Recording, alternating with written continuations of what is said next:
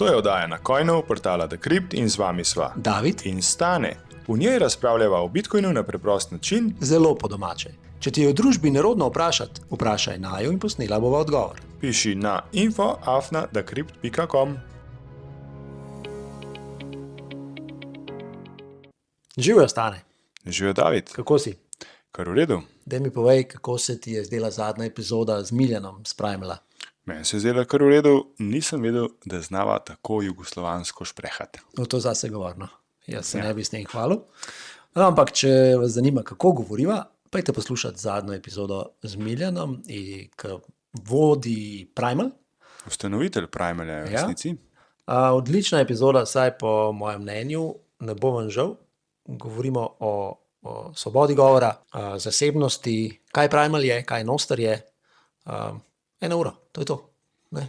Hitra Pa epizoda. predvsem zelo dober gost je bil, zelo potrpežljiv, ker so imeli na začetku neke težave, tudi zabaven, seveda Zelo. se je znak. Meni se tudi zdi, da je epizoda vredna malo več pozornosti. Napovednik, Ne, najprej bo še povedala, da je na Nostru še nekaj novega. kvaj novega. Ja, AI. Na Nostr prihaja grok-like AI Tako je. klient. Se pravi, da noter lahko napisali, kar želite, in on vam bo vrnil nazaj. Ja, lej, Da bo pametnej, kot mi. jaz sem ga glih kar vprašal, kdaj bo objavljena nova epizoda podcasta o Bitcoinu v slovenščini. In kaj je rekel? Glih kar je spacal. Ne morem zagotoviti točnega datuma objave, vendar lahko preverim zadnje objave profila Nostr. Naumen je očitno Čakaj, še. ne. No? Nostr@hal, to je on. In ti povem, če je kakšna napoved ali datum. Želiš, da to preverim zdaj in ti povem najnovejšo informacijo? Ma ne želim, ne sam. Mogoče do konca epizode, mogoče bo že predelal to. Ne. Ja, sam on hoče input, ne. Neumen Ker je, nima razumem, ja. inputa, Okej. ne more Ma daj te predvideti. AI, no. Ne ga sletno. Pa si tako pesimističen. On je konkurent Groku in to je že dobro, samo po sebi. Če imajo sranje temnega, imamo še kle.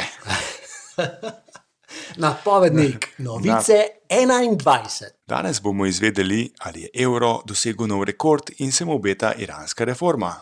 Odgovorila bova navdušenim poslušalcem in po zaslugi Bitcoin društva pokomentirala predlog davčne reforme. Zdaj pa k oglasom.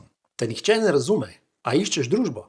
Pridi v Bitcoin društvo. Znanje, izkušnje in pametne punce, čudni tipi in okrogle lunce se srečujejo vsaj enkrat mesečno, včasih tudi manj.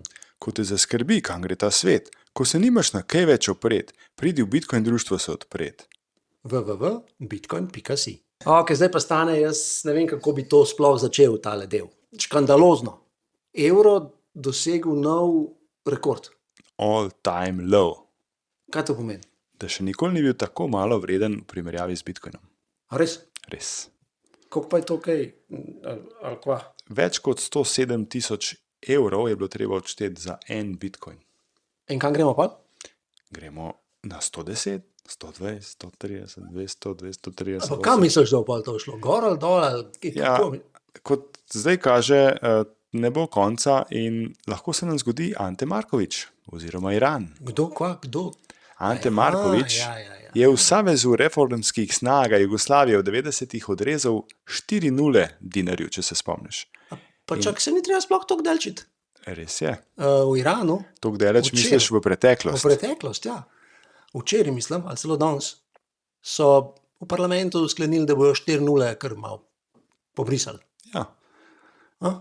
Naši starši ali pa malo starejši se dobro spomnijo, kako je to izgledalo, ker je to izgledalo kot odrešitev, da bo vse rešilo. Ne? Ja. Bankovci so šli iz 500 tisoč na 50, a ne? To se ne spomnim, še Ja, na 50. na 50 je bil tisti tak moder bankovc. Modrega se In spomnim. Ja. zdaj se nam je, to je pa že tako kamarke, a ne? Zdaj bo pa vse v redu. Sam zgodba se je En odvila. teden je bil v redu. Ne? En teden je bil v redu, ampak zgodba se je nadaljevala in tako se bo tudi tukaj. Škaj, jaz imam pa eno zanesljivo, se mi zdi, no, napoved. Ja. Glede cene. Zdaj jaz mislim, da bo 150 definitivno prej kot 200. 100%. No, ok, pa je v redu. 100% zadaneva mi dva pol, ne? Ja. Okay. Mislim, da je na vrst naslednja rubrika in sicer že dolgo nisem imela te. Ampak je legendarna, tradicionalna. Legendarna, skoraj 1 let nazaj, kaj ta se boš povedal. In sicer, koliko to stane? Stane, koliko to stane, bo povedal naslednje. 1 evro je danes manj kot 940 satošijev. Nazadnje sva, koliko to stane, rubriko delala 16.11.2024, danes je 6. oktober, ko to snemava, in to pomeni, da je evro padel 18,7% napram malo manj kot enemu letu. Pa dobro. Se je že kar dobro držal Bitcoin en let nazaj, ne? No, pa poglejva še povprečno mesečno plačo, enega iPhona, stanovanje v Ljubljani in pa Passata varianta. Daj povej. Povprečna mesečna neto plača je zrastla za 5,5% iz Jurija 459, se opravičujem, iz Jurija 495 na 1577 evra. 5,5% je šla gora, ne? Bravo. Ampak Kako pa kupite več s tem? v Bitcoinu, ki pa bistveno bolj meri kupno moč oziroma to inflacijo realno, pa je mesečna plača padla za 14% približno. Se pravi, 14% manj A kupimo ste kot kupili, lani. a ste ob istem kupili času. Bitcoin takrat? Ja, to Ste se kupili? zaprašate. No, poglejva še en tak benchmark za telefone. Ne? Vsi kupijo telefon vsake toliko. Enim letom sva dvakrat pogledala iPhone 15 Pro Max 256 giga. Okay. Takrat je stal 1219 evrov ali 0,014 bitcoina. Danes ta isti telefon stane 1189 evrov ali kar 2,3% manj. Ampak danes tega več ne kup, ker je zunaj že 17 Pro Max, ki stane pa 1538 evrov ali 26% več. A ne? Se pravi, če hočeš imeti isti statusni simbol, najbolj fancy telefon, pač boš dal 26% več v evrih. V Bitcoinu pa je situacija taka, da boš plačal 20% manj za 15 Pro Max, torej 0,011 bitcoina, in celo 3% več za 17 Pro Max, torej 0,14%. Torej, Toliko boljši telefon, misliš? toliko boljši telefon, ker lahko pokličeš Koga?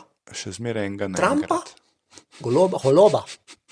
Ja, če si srečen in prenesel imenik, iste kot prej. Aha, ok. Torej, Sam se bolj slišiš. evo, kupne moči pa iPhone ni ohranil, ne? Še vedno nas zahteva več tudi v Bitcoinu. Poglejva stanovanje. Zdaj, tle moram pa nekaj povedati, da sva si takrat zbrala eno točno stanovanje, imela sva link do njega, ki pa zdaj seveda ni več na voljo. Kaj si ga ti kupil, siguren? Ja, in sosednega. Ja. Ni več na voljo, ampak sva si pa zapisala ceno. Žal sem bil pa smotan in si nisem zapisal kvadrature. Čeprav sva jo takrat povedala in tisti, ki bo šel poslušati, bo vedel, o kakšni kvadraturi govoriva. Meni se zdi, da je bilo nekaj okrog 100 kvadratov. Ja, dajva Ampak se pustimo. delati, kaj deva zdaj. Recimo. No, lani je bilo to stanovanje 440 tisoč in lani je to stanovanje od nas zahtevalo 5,086 bitcoina. Danes to stanovanje od nas zahteva 4,15 bitcoina ali 18,4% manj. Ampak tukaj bo en boljši benchmark si postavila. Moramo najti povprečno ceno kvadrature stanovanja v Ljubljani, da bo imela za naslednje leta boljši benchmark, ne? Okay. Ker je tudi lokacija zelo pomembna in tako. No, Passat variant, ta željena kočija Daj. povprečnega Slovenca, Daj. 2.0 TDI Business, letnik 4, ne, zdaj je, mislim, da po moje že 26 dobi. No, v glavnem, zadnji Passat 2.0 dizel, najcenejši, tako kot sva šla takrat na najcenejšega, stane danes 39.186 evrov. Lani je stal 38 tisoč, torej imamo 3% povišanje cene za isto kočijo. Je tudi 15 centimetrov daljši kot prejšnji, kar pomeni, da boš mogel še garažna vrata odrezati ali pa zid podrti. Sem ga hodil že kupati, evo, zdaj pa klic. No, Rajden krog ima slabši, ajde, 3% je dražji, Je pa dražji pol. je pa vsaj dražji. Ja. No. 3% je dražji, ostale stroške ne bova komentirala. V Bitcoinu pa seveda zanj plačamo 15,8% manj ali 0,36 bitcoina, 0,3695 bitcoina, evo, en Passat.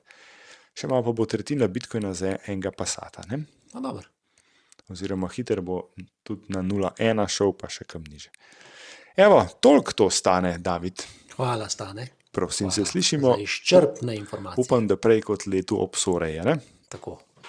Si želite bolj razumeti ta kriptosvet in kako si pomagati z Bitcoinom? Vas zanima, kaj so to kriptoprevare, ali pa morda ne razumete vsega, kar slišite o oddaji na Coinu? Fantje na portalu Decrypt vam vse to razložijo tako, da vam bo vse jasno. Že v 1 ali 2 urah boste na svet financ gledali drugače in bili z Bitcoinom bolj po domače.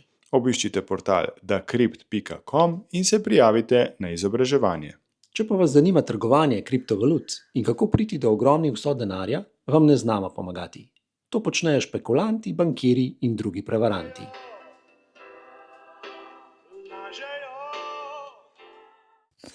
Ok, pojmo naprej. Odzivi poslušalcev. Očitno nas ene par pa posluša, ne? In sicer Srečko na Nostru se je oglasil, hvala Srečko za tvoje sporočilo In za tvoje zepe? in za zepe, tako je, in za predlog. A ne? Sicer Srečko pravi, da bi bilo ful boljše, če bi oddaja bila v živo, pa da bi zraven bil še Q&A, pa da bi imeli isti tedenski termin, kar v bistvu se na nek način strinjava midva s tem, ne? Da bi imeli to tako. Res je. Ampak so se s tem že sama tudi poigravala, kaj to za sabo potegne.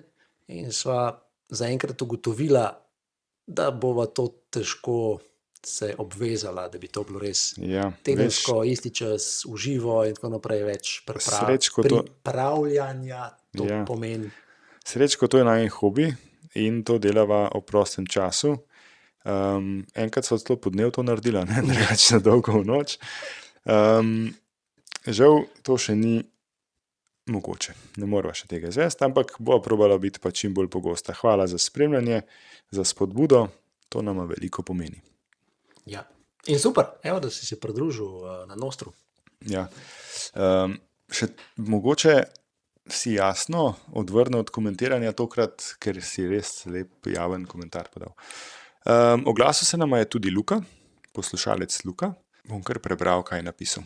Zadnji čas malo spremljam dogajanje okoli Bitcoina v Sloveniji, zato me zanima, če bi lahko malo povedala okoli tega predloga za obdavčitev kriptovalut. Kaj se dogaja s tem? Ali je sprejet in ali bo treba januarja 2026 res poročati o imetju Bitcoina? Pri tem me zanima tudi, kako bodo kontrolirali, koliko Bitcoina imam na strojni denarnici, ali bodo res sledili naslovom in tako dalje. Morda tudi, kako se izogniti davku. Čakaj, kaj si rekel, Luka? Komu izogniti? Veš, da tega ne smeva povedati, ker bova na Srečkovo žalost drug teden zaprta, ne pa imela nove epizode. Torej, davku se ne poziva izogibati. Tega se pa res ne počne. Ti. Nikoli. Ne. No, ampak dal si pa izjemno dober predlog, tudi tebi se zahvaljujeva, da si sploh poslal vprašanje. Tudi to nama je spodbudo, upam, da ti kdaj kaj pomagava, upam, da ti bova še. Temu je ta podcast tudi namenjen. Nimava pa midva čudežne palčke, ne poznava prihodnosti, tudi kot si ugotovil, ne veva, kam bo padel evro. Tako tudi ne moramo vedeti, kam bodo analfabeti popolni v naši vladi zapeljali ta zakon o davku na dobiček iz odsvojitve kriptosredstev. Veva pa, da je predlog izjemno slab, kriminalen, protiustaven in res si želiva, da ne bo šel skozi. Ja. No in Sam še nekaj, David, odgovoril bi mu še na tisto denarnici. Se pravi, če imaš ti bitcoine na svoji denarnici, ne bodi zaskrbljen, do njih ne more nihče drug kot samo ti in samo ti se boš odločil, kaj boš z njimi naredil. razen če nama pošleš teh 12 besed Ajde, ampak to pol po oddaji nared, pa smo zmenili. na Nostru. No, zdaj bom pa kar te predal besedo, David, ker si se kar dobro poglobil in mislim, da odlično razumeš. Predvsem sta se poglobila Toni pa Klemen, a ne, z Bitcoin društva, kjer sta bila zadnjih nekaj mesecev zelo aktivna, dejavna, sta predstavljala naše interese. Sta tudi ne nazadnje imela 2 Bitcoin meetupa v Mariboru, Ljubljani, kjer sta predstavila, kaj se je dogajalo v teh mesecih, kakšen je predlog zakona, kakšne so bile aktivnosti Bitcoin društva. In sicer, če zelo na kratko gremo čez, predlog zakona o davku na dobiček iz odsvojitve kriptosredstev, zelo super naslov, ima 25% davek na dobiček iz odsvojitve. Ne predvideva nobena oprostitev, se pravi za izplačila ali plačila, govori o priglasitvi premoženja, kar je sploh sporno, in ima pa možnost uveljavljanja izgube. Je v parlamentarnem postopku, mislim, da je junija bila, je bilo na vladi sprejeto, bilo je v parlamentu. Enkrat, če ste spremljali oziroma niste spremljali, poglejte na najnem kanalu tudi, kaj so poslanci govorili o digitalnem dreku, medtem ko je druga poslanka govorila malo lepš, malo boljš, očitno razume, kaj je Bitcoin in kaj so kriptosredstva. Napejmo nazaj, kaj je noter. Se pravi, sistem poročanja model neto denarnih tokov. Prisilni popis premoženja predvideva od 1.1.2026, se pravi, ti boš mogel organov priglasiti, katera kriptosredstva imaš. Kako sicer to še ne piše natančno, se pravi, vdira v zasebnost, zakaj mora nekdo vedeti, kaj jaz imam, a moram tudi vsako sliko priglasiti, zlato, ne vem, kaj še imamo, kaj še tazga, o čem ti izbiraš to? Znamke. Znamke, pa te stvari. Zahteva podrobno vodenje evidenc, podatki o načinu in vrsti hrambe, zahteva podatke, ki niso potrebni za pobiranje davka. Nagrajuje pa tiste, ki opravljajo velike količine transakcij, špekulante, kar naj bi oni prav skušali onemogočati, saj to je njihov cilj tudi. Če greva pogledat, kako je Bitcoin društvo se odzvalo, oziroma kripto skupnost, 322 komentarjev, peticija z več kot 2600 podpisi. Pri tem so bili zelo aktivni, kot že rečeno, Bitcoin društvo Slovenije in Blockchain Association Europe, ja, Stanjo, na čelu. Pripravili so pripombe na zakon, dobili so povabilo na Ministrstvo za finance in sicer so pripravili 33 strani prvotnih pripomb, 18 strani dopolnitev. Govorijo, se pravi, o čem so noter govorili, o socioloških, ekonomskih, tehničnih, pravnih zadevah, obrazložili, kako Bitcoin deluje in primerjali tudi z zlatom. Pripravili so obsežno argumentacijo proti posameznim spornim členom zakona in predlagali izboljšave. In kaj je to, kar so predlagali? Uvedba modela realizacije, FIFO metoda, brez priglasitve premoženja, 0% davka po enem letu imetništva, oprostitev plačilnega aspekta pomeni, če plačuješ z Bitcoinom oziroma kriptosredstvi, naj to ne bo obdavčeno, in ponudniki naj ne rabijo poročati o podatkih plačnika. To se je videlo, kaj se je zgodilo, ker če ste spremljali, NiceHash, Naka in podobni so šli iz Slovenije, zaradi tega, oziroma iz Evrope, v druge bolj prijazne jurisdikcije. Torej tudi njihov profit bo obdavčen tam in pristal tam, mi smo ostali pa brez. No in do česa smo zdaj prišli, ne vemo, kakšen bo zakon, vemo, da se stvari še vedno v ozadju dogajajo, da potekajo sestanki, potekajo izobraževanje. Zdaj, koliko bo pa prinesel ta angažma, bomo pa videli. Res si želim, da ta zakon ne bo sprejet, to je pač prva stvar. Če pa že bo sprejet, pa mora biti v taki obliki, kjer se Bitcoin po določenem času obravnava pač brez davka.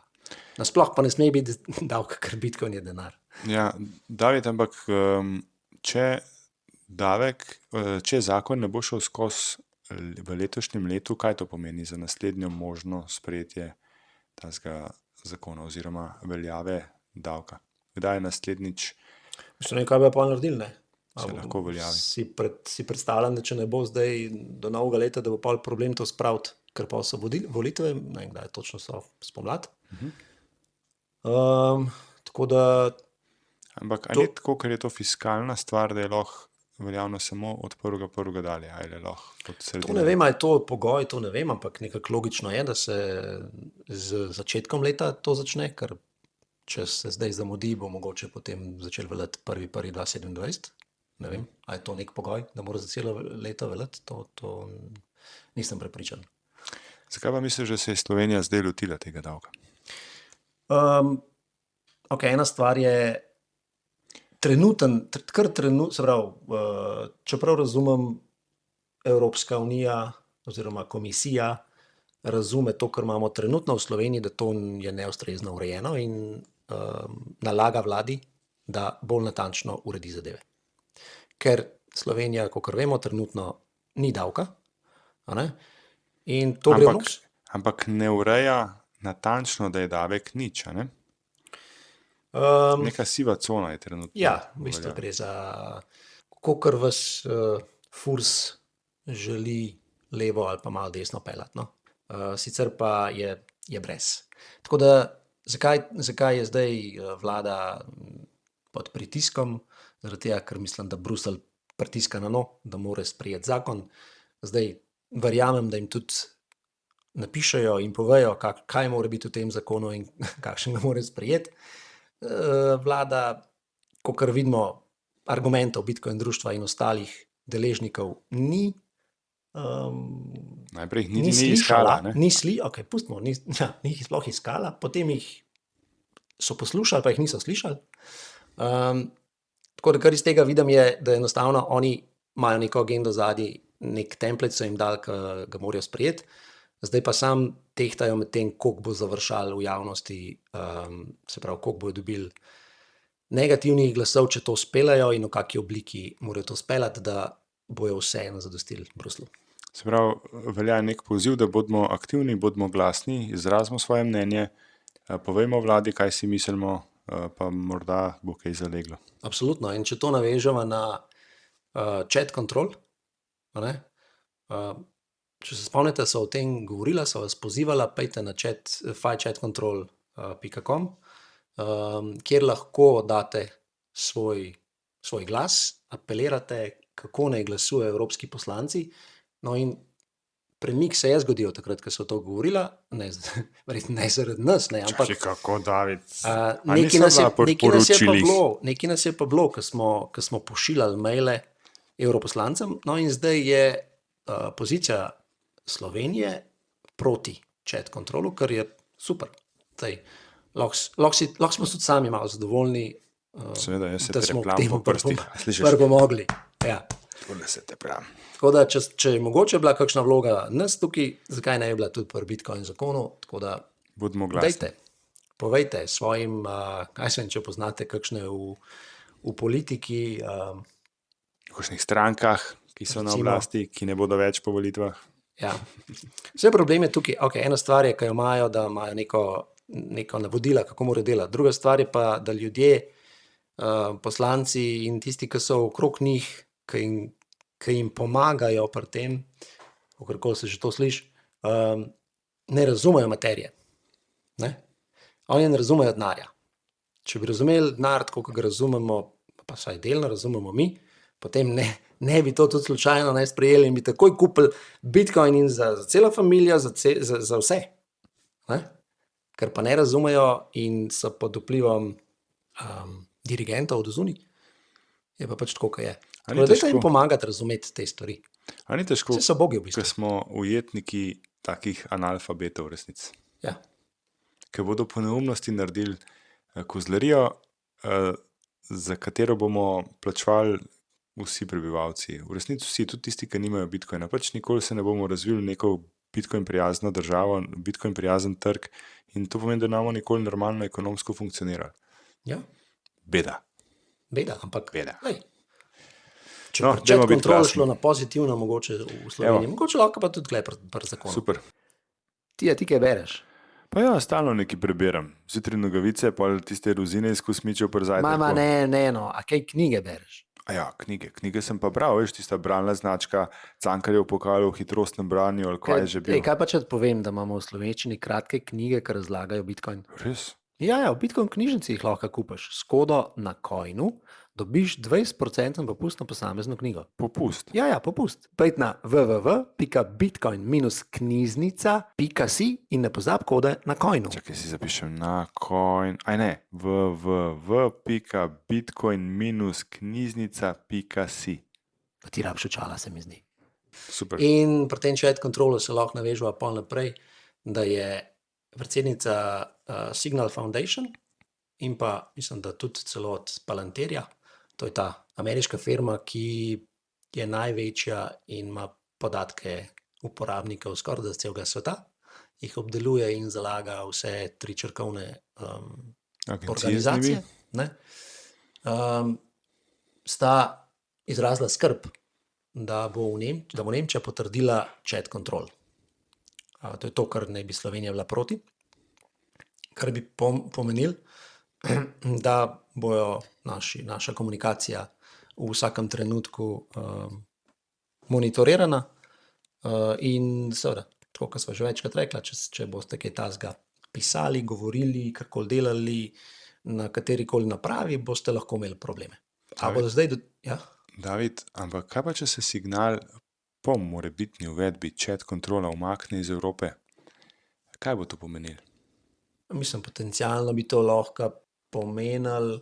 Jaz bi rekel, da to pomeni, da je njihovo šifriranje dovolj dobro, ker če se ne umakne, kljub uvedbi chat kontrola, pomeni, da je to še ena aplikacija, ki zbira naše podatke in jo bi mogli malo se izogibati. Lahko tako gledamo. Jaz mislim, da ni naključje, da sta Signal Foundation pa Palantir hkrati se javila in rekla, da je v Evropski uniji nevarnost, da se sprejme ta regulacija. Ta regulacija bi verjetno povzročila tudi to, da Signal, Palantir in podobne firme bi izgubile vpliv, ki ga imajo zdaj, ali pa doseg, ki ga imajo zdaj, pomeni, da ne bi samo oni dobili podatkov, ampak bi jih dobili tudi Evropska unija.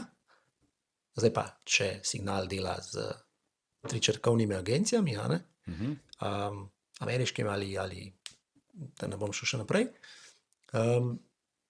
je lahko to, kar si rekel. Zelo enostavna rešitev je, ne bomo nikoli vedeli, mogoče bomo kdaj vedeli, ampak rešitev je to, da moramo poiskati novo aplikacijo, kjer je pač šifrirana. Veš kaj, to deva prehraniti za najno novo epizodo o zasebnosti. To se moramo lotiti in bo noter obdelala tudi mobilne aplikacije. Paste se, več jih je. Ja, mobilne pa tudi desktop aplikacije za bolj zasebno komuniciranje. Ja, vaši kolegi, prijatelji vas bodo imeli še bolj na piki, ker jim boste rekli, da morajo zdaj pa še ta četrto novo začeti uporabljati. Jaz jih že poslušam, ker jih počasi že izcelim iz Signala, tako da evo. Ja. Kje sva zdaj? Imate Samsung Galaxy? Evo, z Coinbaseom je sklenil partnerstvo trenutno v ZDA. Sicer, da bo potencialnim uporabnikom, se pravi 75 milijonov v ZDA, v Samsung Walletu omogočil kriptostoritve, Coinbase One, ekskluzivno.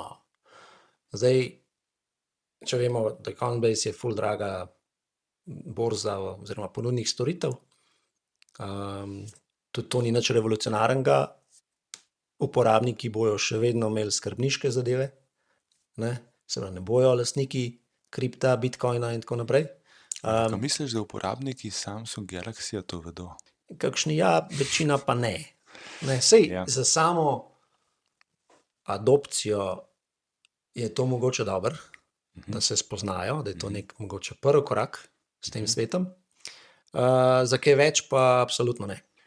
Torej, vseeno bo treba iti na strojne denarnice, ampak veš kaj, Samsung je pa tudi en velik vlagatelj v Ledger, najbolj popularen oziroma recimo največjega proizvajalca strojnih denarnic. In te koraki lahko vodijo v to, da bo kar naenkrat tudi Ledger v lasti Samsunga in vse, kar Ledger ve o uporabnikih, v lasti Samsunga. To pa spet ni najboljše. Čeprav ne morejo do tvojih kovancev na njihovi strojni denarnici, mislim na denarnici, ki jih proizvaja Ledger, še vedno zbirajo kar veliko podatkov o uporabnikih. In do teh podatkov bo Samsung enkrat prišel. Poleg tega ima pa Samsung že veliko podatkov o nas, in te podatke združiti ne bi bilo najbolj fajn. Ne. Razmislite o naslednji strojni denarnici. Ok, kaj sva še slišala? Sva še kaj slišala? Bilček se je spet pojavil. Billy the Gates. On res ne popušča, on se ne predaja. Gates Foundation, ena večjih deležnikov projekta Global Digital ID. Zanimivo, ne? Ki jo lansira World Economic Forum. Tako da dajte malo ušesa spet razprite, kot je zaslišal Global ID, World Economic Forum, Bill Gates Foundation in tako naprej. Nič dobro za nas, vse to je treba zavrniti. Ne vem, kako bi drugače rekel, ne? Uporabljajte Noster, to bi rad rekel. Ja. No, mogoče še ena stvar, ne, pri tem Global Digital ID-ju. Larry Ellison je lastnik Oracla, CBS-a, CNN-a, se pravi, podatkovnih baz, medijev in kmalu bo tudi TikToka. Ja, ampak če ga bo za Donija kupil. Ja, no, dobro, no. Skratka, centralizacija vseh podatkov in nadzor. Ja, zraven še identiteta in smo tam, to, kar opozarjava. Tako da, dajte poskrbeti, dajte prav čas Kaj narediti, smo tam? noste račune. To pomeni, da smo na Kitajskem, pa sploh ti ni treba iti kaj. Samo res. Kitajska pride sem. Ja. Pejte kaj, pa dajte kaj že, WeChat. Ja. Vse lahko naredite s tem, vse. Pa Alipay. Yep. Zavrnite digitalno identiteto, takšna, kaj je zdaj. Zato še enkrat, pejte na Noster, naredite račun, pogledajte aplikacije, ki so gor zaenkrat, ne boste imeli problema s tem, pripravite se. In sledite profilu na Coinu. Na Coinu. Ostanite na Coinu, zbirite satošije.